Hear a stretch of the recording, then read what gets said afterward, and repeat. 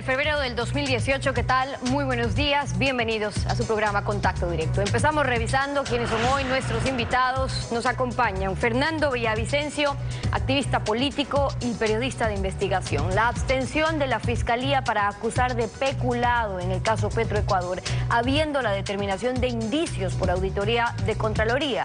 Los reclamos y quejas del Contralor y el fiscal, como es costumbre. ¿Quedará en hechos consumados? Lo analizamos. Y además, Raúl Tello, asambleísta del movimiento Unidos por Pastaza, integrante de la Comisión de Fiscalización. El pedido de juicio político al superintendente de bancos, el actual presidente de la Función de Transparencia y Control, por declarar reservados por 15 años los exámenes actuariales y las auditorías externas e internas del IES. Y Roberto López, constitucionalista, el proyecto de ley de reformas electorales del presidente de la República sobre la elección popular de los consejeros de participación ciudadana. ¿Se podría postergar hasta el 2023 esa elección? Lo vamos a examinar. Bueno, en la reunión cumbre Ecuador-Colombia la semana pasada en Pereira sobre los disidentes del acuerdo de paz con las FARC y sus actividades en el Ecuador, el presidente de Colombia, Juan Manuel Santos, y el ministro de Defensa del Ecuador, Patricio Zambrano, anunciaron lo siguiente. Protección conjunta de nuestra frontera, los mecanismos de fomento y confianza entre militares y policías. Se van a hacer operaciones conjuntas. Colombia va a tener puestos fijos que vamos a compartir, destacamentos comunes, lo que nos va a permitir a nosotros, vuelvo a insistir, algo que es fundamental, el asegurar la zona de frontera. ¿Qué tal, Alfredo? Buenos días, ¿cómo te va? Muy bien, Estefi, buenos días a todos. Se resalta que la cooperación está prioritariamente concentrada en la vigilancia militar reforzada de la zona fronteriza. Eso no es suficiente. Podría incluso derivar en que las fuerzas militares de Colombia terminen empujando a estos grupos en territorio nacional, con lo cual la situación se agrava para el Ecuador, que siguiendo la práctica de sus diferentes gobiernos con las FARC de no interferir en un asunto de Colombia, termine convirtiéndose en zona de amortiguamiento y reabastecimiento para estas fuerzas paramilitares. Pero ahora hay una diferencia sustancial con la lucha anterior, que estaba impregnada de un conveniente aroma ideológico que llevó a algunos a lucrar incluso de esta neutralidad con el pretexto de conservar la aureola de la isla de paz en la mitad del mundo. Pues ahora la lucha está perfumada de aroma a cocaína, lo cual es otro cantar, ya que no hay pretexto ideológico y la amenaza se vuelve más fuerte, con menos miramientos y mayores proyecciones de expansión en una sociedad dolarizada que ante el mal gobierno económico, el lavado de narcodólares como inversión alivia la situación. Sobre esta base, una nueva era comienza gracias a la desidia culposa del gobierno anterior, que no se preocupó que en el acuerdo de paz con las FARC no se excluya a ningún sector. En consecuencia, el daño está hecho y la solución militar no nos libera tampoco los fonditos de cultivos alternativos que ante la montaña de dólares del narcotráfico solo sirven para declaraciones rimbombantes. Valdría entonces que el gobierno colombiano, si es que está sinceramente interesado en ayudar al rezagado Ecuador, explore un acuerdo de inclusión con estos disidentes de las FARC, dado que en el famoso de La Habana primó la prioridad política de lograr cualquier acuerdo y no uno bueno, por lo que resulta que de la fumigación con glifosato estamos pasando a la aspersión con cocaína en macro y en microtráfico. La actualidad, los protagonistas, el análisis y la información en Contacto Directo.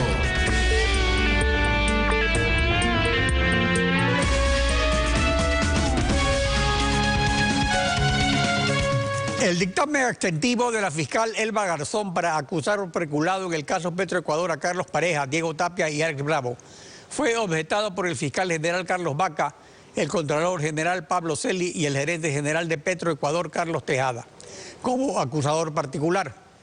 Al respecto, la fiscal subrogante Tania Moreno, ante quien pidió el fiscal general que se eleve en consulta ese dictamen, y el contralor general señalaron lo siguiente. Veamos.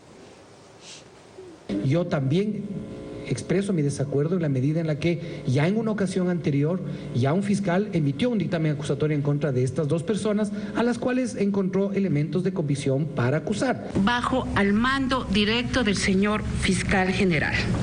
Es más, la doctora Elba Garzón, así como los demás fiscales, son designados directamente por el señor fiscal general. Ante una situación de este tipo, la Contraloría General del Estado no puede no dejar de actuar en todos los campos. He iniciado hoy con estas dos acciones una sostenida respuesta de la Contraloría General del Estado que la vamos a mantener en todas las instancias. Fernando Villavicencio, activista político, buen día, bienvenido a Contacto Directo. Buenos días, Alfredo. Según el Código Integral Penal, para acusar peculados se necesita un informe previo de Contraloría determinando indicios. Pero eso no excluye que la Fiscalía en su investigación no encuentre elementos de convicción y deseche los indicios. Eso era común con el fiscal anterior. En su comparecencia ante la fiscal de Pichincha y la de Andrés Páez, ante Tania Moreno, fiscal subrogante, ¿aportaron sobre este caso alguna prueba o elemento de convicción o ese era otro caso? Primero, buenos días. Yo quisiera señalar que tengo la percepción de que el informe abstentivo de la fiscal Garzón se presentan como un desafío a la voluntad popular expresada el día 4 de febrero en las urnas, donde el pueblo mayoritariamente exigió sanción a la corrupción y que acabe la impunidad. Esta decisión de la fiscal Garzón no hace sino cerrar un círculo. Lo que aún no sabe el país y no recuerda el país es que algunas semanas atrás la Fiscalía y algunos jueces ya absolvieron de responsabilidad a los empresarios vinculados en este mismo proceso. Me refiero al señor empresario dueño de la compañía Jorge Vivar Quintero, y a la compañía fiscalizadora Worley Parsons, mejor dicho, llámese Azul. Y mire lo que dice anoche el excontralor Carlos Poli, que justamente él recibía presiones para excluir a la compañía Worley Parsons Azul. La compañía Worley Parsons Azul, representada en Ecuador por William Phillips, a quien Rafael Correa lo condecoró con la Orden de Gran Caballero, a la esposa de él, Mónica Hernández, que fue asesora de Correa para el Plan Familia. Es decir, aquí ya hubo un antecedente de la justicia y de la fiscalía de dejar fuera del caso de peculado a los empresarios. Lo que acaba de hacer la fiscalía con este dictamen abstentivo es dejar en libertad a los funcionarios y exfuncionarios públicos como Carlos Pareja, Diego Tapia y Alex Bravo, cerrando de esta forma el círculo. Es decir, que en el caso Petroecuador, que pasó a segundo plano desde el mes de junio, en que se dieron a conocer las delaciones premiadas de la justicia brasileña, en el caso de Petroecuador han ocurrido algunas situaciones que han ido cambiando el giro de esas investigaciones, de esos fallos. ¿Qué es lo que ha pasado en el caso Petroecuador? Porque esa es una de las redes de corrupción. La red de corrupción de Odebrecht es otra. Mientras el país estaba enfocado y los reflectores de la prensa y la ciudadanía en el tema Odebrecht, hablando de algunos milloncitos de dólares que estaban en las cuentas, el país perdió la brújula del más grande caso de corrupción, de una de las mayores tramas corruptas de este país. Estamos hablando, Alfredo, amigas y amigos, de que un proyecto que empezó el año 2007 con 187 millones de dólares le acabó costando una década después 2.200 millones de dólares. Este caso fue investigado y descubierto por este periodista y publicado en el portal Focus desde el año 2015. Efectivamente, y aquí en Contacto Directo se hicieron algunas de esas denuncias. Ahora, usted y Andrés Páez, así como la fiscal general subrogante, vienen poniendo en tela de duda la actuación del fiscal general Carlos Baca y recientemente, anoche, el excontralor Poli. Pero los hechos concretos indican que desde que se levantó el sigilo de la justicia brasileña hace 9 meses en el caso Odebrecht, Está sentenciado el ex vicepresidente Glass, enjuiciado el ex contralor Pollitt y sentenciados otros partícipes de la asociación ilícita, así como en investigación 8 delitos más conexos con esa asociación ilícita. ¿Qué cuestionan concretamente del fiscal Carlos Baca en el caso Odebrecht o en el caso Petroecuador? Es evidente que hay un signo y un sello de la Fiscalía de torearle a los procesos por peculado. Le he dicho a la fiscal subrogante Tania Moreno que cuente con todo mi apoyo. Lo primero que tenía y tiene que hacer la Fiscalía General del Estado es construir una línea para identificar un patrón común delincuencial en todos los contratos. Alfredo, estamos hablando de más de 200 contratos en la refinería Esmeraldas que fueron adjudicados bajo una misma directriz, bajo el sello del giro específico del negocio y una falsa y fraudulenta declaratoria de emergencia.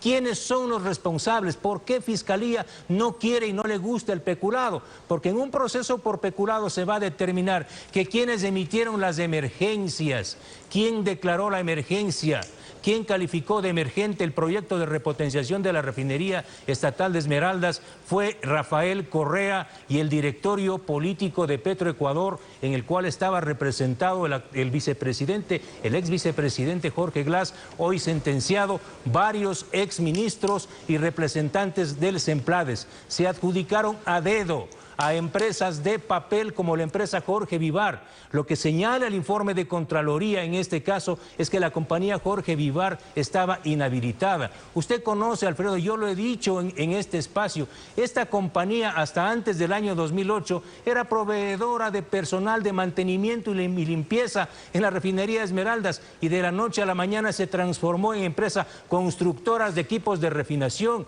Aquí tenía que haberse hecho un proceso licitatorio para escoger a las mejores compañías, científica, técnicamente, económicamente. A ver, pero el asunto es entonces que los autores intelectuales de toda esta trama delictiva no están incluidos en los juicios.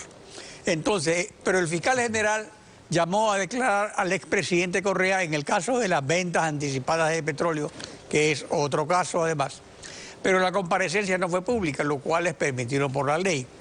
Hay otros casos en que debe ser llamado por el fiscal el expresidente Correa y no es llamado.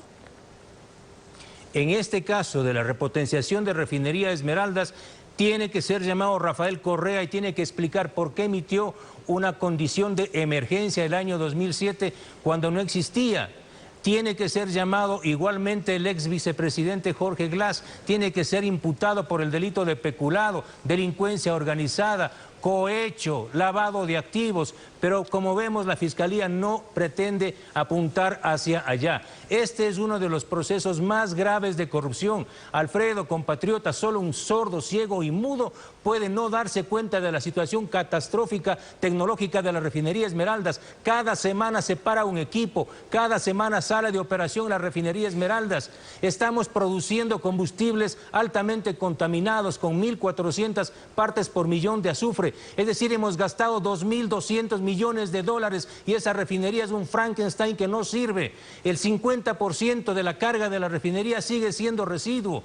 Es aquí clarito que se generó el mayor y descomunal sobreprecio y lo que no quieren las autoridades de la Fiscalía y la Justicia es identificar que aquí hubo un sobreprecio superior a los 1.000 millones de dólares en la refinería estatal de Esmeraldas. Eso pasando no quiere investigar a otro tema, Fernando. La Comisión Interamericana de Derechos Humanos acaba de remitir a la Corte Interamericana para sentencia contra el Estado el caso que se sigue contra usted y Clever Jiménez por hackeo. Y se ofrece también para lograr un acuerdo amistoso, tal como ocurrió hace años en el caso Restrepo y es una práctica usual entre la Comisión y la Corte. ¿Cuál opción prefieren ustedes? ¿Está llegando la hora de la justicia? Quisiera precisar este pronunciamiento, llegado hace pocas horas de la Comisión Interamericana de Derechos Humanos, es trascendental, muy importante, no solo para Villavicencio Jiménez y Figueroa, sino para los derechos humanos del país. Le está diciendo la Comisión Interamericana que es prioridad 1 para mantener el sistema interamericano y proteger los derechos humanos en Ecuador, en este caso de los 3 ciudadanos, reducir el proceso, ¿sí? Además le pide al gobierno, y en este caso a nosotros, de que nos reunamos y que ellos podrían facilitar un proceso de acercamiento para buscar una salida amistosa. Y algo muy importante, Alfredo, es que ratifica y recuerda al gobierno ecuatoriano que están vigentes las medidas cautelares.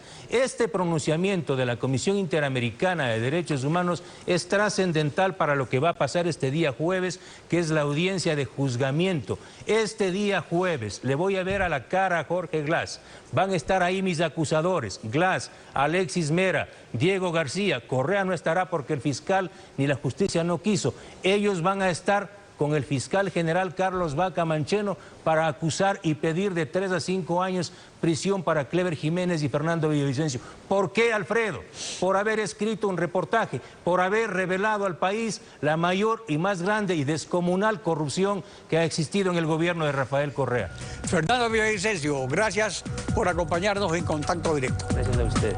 Estefi. Son las 7 de la mañana con 16 minutos. Vamos a una pausa. Al regresar estará Raúl Tello, asambleísta del Movimiento Unidos por Pastaza, también integrante de la Comisión de Fiscalización. Hablamos sobre el pedido de juicio político al superintendente de bancos por declarar reservados los informes actuariales sobre los fondos del IES. Regresamos, quédense en nuestra sintonía.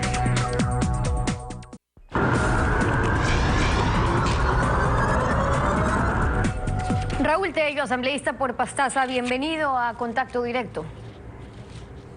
Buenos días, Steffi, muchas gracias. Un saludo a los ecuatorianos y ecuatorianos desde Pastaza, la tierra de la canela. A usted por acompañarnos. Ha presentado una solicitud de juicio político contra el superintendente de bancos, Cristian Cruz. ¿Cómo argumenta usted que el superintendente ha incumplido sus funciones? Bueno, nosotros hemos presentado un juicio político en contra del superintendente de bancos hace exactamente 89 días ante el Consejo Administrativo de la Legislatura, que tiene la obligación, de acuerdo al artículo 80 de la Ley Orgánica de la Función Legislativa, de, una vez revisados los requisitos, calificar el juicio político y trasladar a la Comisión de Fiscalización, cosa que no lo ha hecho, cumpliendo con la ley que establece 3 días. Los 3 días se han transformado en 89 y no hemos recibido respuestas. De las 9 acusaciones que nosotros le hacemos al superintendente de bancos, las 5 están relacionadas fundamentalmente con sus omisiones al respecto de la administración del Instituto Ecuatoriano de Seguridad Social por parte de Richard Espinosa. Las 5 están relacionadas con el manejo irresponsable que ha tenido la seguridad social en este país. Bueno, y en ese camino, según las resoluciones de la Super, si los miembros del Consejo Directivo del IES hubiesen cometido infracciones, es lo que dice el texto puntualmente, dice infracciones a la Ley de Seguridad Social, o si se mostrasen renuentes para cumplir las disposiciones impartidas por la Superintendencia de Bancos y Seguros, o adulteren o distorsionen sus estados financieros, obstaculicen la supervisión, el superintendente de bancos y seguros por resolución removerá a los miembros incursos en estas causales citadas en ese artículo. ¿Qué infracciones cometieron miembros del Consejo Directivos del IES para que deban ser removidos por el superintendente? Bueno, existen una serie de infracciones. Voy a señalar las principales. La primera, que tiene que ver con una infracción que ya estableció la propia Contraloría General del Estado con responsabilidades para Richard Espinosa y que tiene que ver con la deuda del Estado con el Instituto Ecuatoriano de Seguridad Social en su momento de 2.506 millones de dólares que fueron borrados de los balances del Instituto Ecuatoriano de Seguridad Social en agosto del 2016 y que prácticamente desaparecieron de los balances dejándolos en cero, lo que determinó inclusive que la Contraloría termine la destitución de Richard Espinosa, cosa que quiero decirle al país además, de que a pesar de esa destitución, en estos momentos no consta en la página web del Ministerio del Trabajo como servidor como impedimento para el ejercicio de servidor público de Richard Espinosa. Eso realmente nos sorprende. Ese es uno de los argumentos. El otro se basa en que la Constitución dice que los recursos del Estado están destinados para el seguro universal obligatorio y que esos tienen que constar año a año, cada año más bien en el presupuesto general del Estado y ser transferidos de forma oportuna. Estas prestaciones en dinero del Seguro Social no serán susceptibles de cesión, de embargo o retención, dice.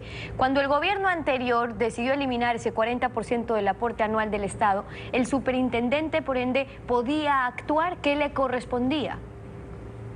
Él no actuó en ninguno de los casos. No actuó en el caso de la deuda del Estado con el IES, no actuó en el caso de la eliminación ilegal inconstitucional del aporte del Estado del 40% para el fondo de pensiones, no actuó el superintendente de bancos frente a la resolución 501 que, violentando el artículo 122 de la Ley de Seguridad Social, se transfirió recursos de unos fondos para la utilización en otros, como fue la utilización de recursos del fondo de pensiones en el fondo de salud. ¿Para qué? Fundamentalmente para financiar esas mega obras por alrededor de 550 millones en la construcción de hospitales, mega obras que inclusive son cuestionadas. ¿Por qué? Porque se utilizó una figura absolutamente ilegal para entregar a dedo los contratos de construcción de esos hospitales. No actuó cuando el presidente del directorio del Consejo Directivo del IES no presentó los balances ante el Consejo Directivo, no presentó tampoco los estados financieros del IES,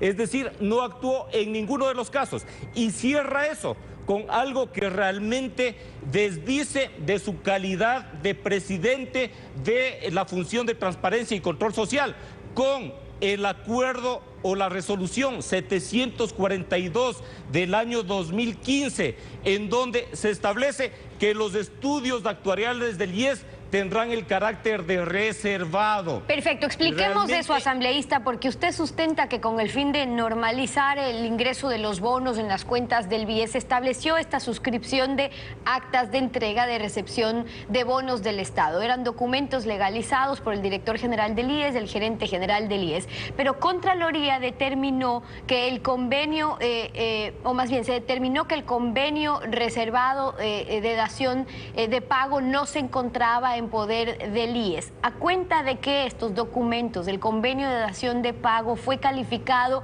como algo reservado? ¿Qué se incluía en este documento? Si era dinero de los afiliados, información entre dos instituciones públicas, Contraloría, IES, etcétera. ¿Había alguna razón para que sea reservado? Mire, no existe una razón de carácter ni constitucional ni legal, pero obviamente existe una razón de fondo que es esconder toda la situación de la seguridad social en este país. No han querido que los afiliados, los jubilados del pueblo ecuatoriano conozcamos que el seguro social prácticamente está en quiebra, y es por ello que desde la Superintendencia de Bancos se ha establecido esta resolución en la finalidad de declarar reservada la información referente fundamentalmente a los estudios actuariales del IES. Realmente esto no se compadece con la ley, no se compadece con la Constitución, que en el artículo 18, numeral 2, determina como un derecho ciudadano el acceso a la información pública, y mucho más, tratándose de recursos que nos corresponde a los afiliados y a los jubilados. El artículo 204 de la Constitución determina de que la función de transparencia promoverá e impulsará el control de las entidades y organismos del Estado. ¿Cómo es que el superintendente de bancos, siendo presidente de la función de transparencia, emite resoluciones que contrarían absolutamente los principios y las disposiciones de la Constitución y de convenios y normas internacionales al respecto de la transparencia y acceso a la información pública? Además, es el superintendente de bancos y es el Estado el que debe garantizar el buen gobierno del seguro general obligatorio administrado por el IES a través de la superintendencia de bancos. Las razones por las que quieren llevar a un juicio político al superintendente de bancos, Raúl Tello, asambleísta por Pastaza, hoy en Contacto Directo. Gracias por haber estado con nosotros. Muchas gracias. A usted, 7:30. Vamos a una pausa. Al regresar ya está en nuestros estudios Roberto López, constitucionalista. Vamos a hablar sobre el proyecto de ley de reformas electorales del presidente de la República y el mandato popular de la elección directa del Consejo de Participación Ciudadana. No se vaya. La aplicación de la consulta popular sobre el Consejo de Participación Ciudadana ha causado y sigue causando controversia. El presidente de la República el viernes envió a la Asamblea el proyecto de ley para aplicar este mandato popular. El proyecto presenta dos problemas. Primero, que el Consejo Transitorio podría durar 5 años y segundo, un sistema mixto de preselección indirecta del Consejo Electoral que desnaturaliza la elección popular directa aprobada por el mandante soberano. Roberto López, constitucionalista. Buen día, bienvenido a Contacto Directo. Buenos días, Alfredo. Gracias por la invitación. Un saludo al público. Vamos al primer problema. El proyecto de ley reformatoria a la Ley Orgánica de Participación Ciudadana establece claramente que es sobre el régimen de elecciones del Consejo de Participación Ciudadana. Entonces, aunque no es una reforma al Código de la Democracia, es o no una reforma electoral que el artículo 117 de la Constitución prohíbe que se hagan durante el año anterior a las elecciones. La expresión que han usado es ley reformatoria. No cabe duda de que es una ley que reforma. Debieron preguntar a la ciudadanía si estaba de acuerdo en derogar la ley y hacer una nueva, haciéndole copy-paste a lo anterior y poniendo la parte nueva. Entonces, en ese momento no caían en la prohibición constitucional. Ahora, debo celebrar, porque hay que celebrar lo bueno, que por primera ocasión en 10 años la ley tiene exposición de motivos. Eso le quita la inconstitucionalidad que tienen todas las leyes del Ecuador durante 10 años. Sin embargo, seguimos en el problema de la prohibición constitucional del artículo 117. El año 2019 son las elecciones seccionales. El año posterior al 2019 es el año 2020, todo el año 2020. El año anterior es el 2018. Entonces, la prohibición en la Constitución, si me ayudan con la cámara, nos tiene atados a todo el año anterior, porque si se hiciera esta reforma, hay que hacer la convocatoria 120 días antes de la votación. Si se convoca en octubre, en marzo se podría hacer la votación y perfectamente antes de mayo 19, en que se terminan los periodos de los seccionales, estaría terminado el trámite. Y la reforma podría pasar un año antes de. El problema es que hice el año anterior y el año anterior es el 2018. Entonces, la reforma en materia electoral en este momento es inconstitucional o va a ser inconstitucional. En efecto, el artículo 85 del Código de la Democracia ordena que el CNE hará la convocatoria para las elecciones con al menos 120 días de anticipación al de las elecciones.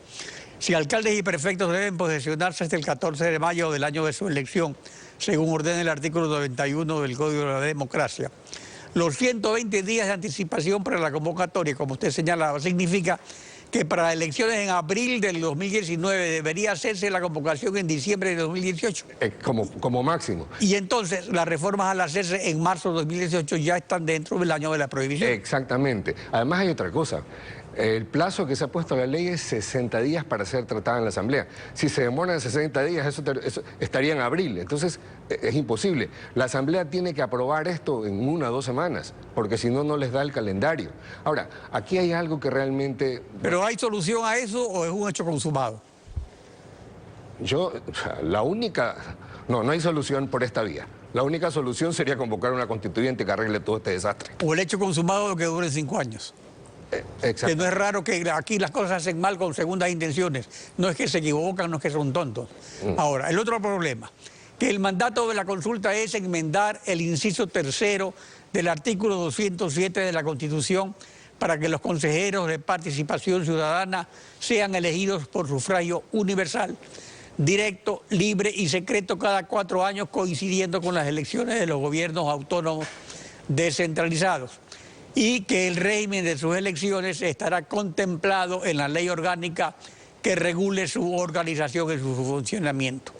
Entonces está claro que es elección popular y que el régimen de elecciones debe estar en la ley orgánica de participación ciudadana. La pregunta es, ¿Resulta compatible con la elección directa un sistema mixto de elección indirecta previo por el Consejo Electoral? ¿O debe referirse ese régimen electoral a los sistemas unipersonal o por listas de la elección directa? Mire, aquí realmente hay algo insólito, pero también es muy bueno. ¿Por qué? Porque el presidente de la República ha enviado dos procedimientos diametralmente opuestos, diferentes, para la elección de ambos consejos. El transitorio sigue el procedimiento universal, que es el procedimiento democrático. El presidente manda la terna y el Congreso controla políticamente los nombramientos, las personas, las designaciones que van en esas ternas. Eso es lo que se hace en todos los países del mundo.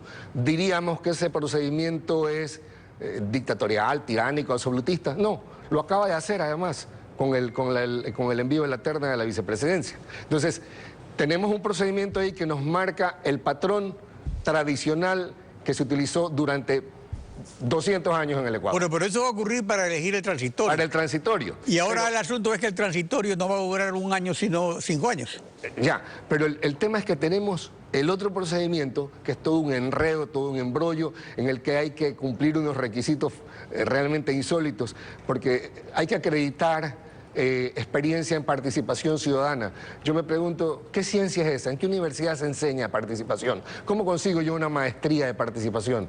No la tengo. Entonces, yo no entiendo esto. Entonces, todo este embrollo que suena muy bonito, porque ese es el caramelo, decir que el pueblo elige en votación popular a los miembros del Consejo Transitorio, no es sino un engaño, porque en realidad es el pueblo quien elige si el presidente y los diputados por quienes votó designan, como es universalmente, y como se acaba de hacer con la terna de la vicepresidenta, y como se va a hacer con el Consejo Transitorio, por la vía indirecta, la población eligiendo a las autoridades. Entonces, yo estoy totalmente en contra de que se nombre un consejo de participación nuevo, de ninguna índole, ni transitorio, ni tampoco estable, porque eso bueno, pero es lo que se aprobó, pero eso ya es una disquisición, una opinión personal. Lo que se aprobó y está aprobado es un consejo transitorio y un consejo definitivo elegido por elección popular. Sí, pero la elección indirecta previa de 28 candidatos, como dice el proyecto de Lenín Moreno, para ir a la elección popular directa contempla obligatoriamente 4 puestos para indígenas, negros y montubios. ¿Es esto impropio en una elección directa? Totalmente. ¿Es discriminatorio? ¿Se debe también incluir a discapacitados, homosexuales y adultos mayores? No. Imagínense que quisiéramos integrar la Corte Suprema de Justicia con un homosexual, alguien de la raza negra, alguien que tiene una discapacidad, alguien de la tercera edad. Es realmente una locura. La no discriminación significa que no se puede discriminar a una persona por su condición de discapacidad o de raza o de sexo o de preferencias sexuales. Pero no significa que tenemos que coger cada una de esas personas, porque entonces el criterio de selección no es la experiencia y el conocimiento, sino el pertenecer a una minoría. No se puede discriminar las minorías, pero no es que los órganos del poder público deban ser integrados con las minorías. Eso es un tremendo error, porque además es discriminatorio. No se han incluido todas las categorías. La Constitución tiene como 20 categorías no discriminatorias y no están consideradas todas. Entonces, esa parte es también inconstitucional. Roberto López, constitucionalista. Gracias por su participación en Contacto Directo. Estefi. Son las 7:45, concluimos así esta emisión. A ustedes, gracias a su confianza y sintonía. Mañana continuamos rayando la desinformación en Contacto Directo. Buenos días.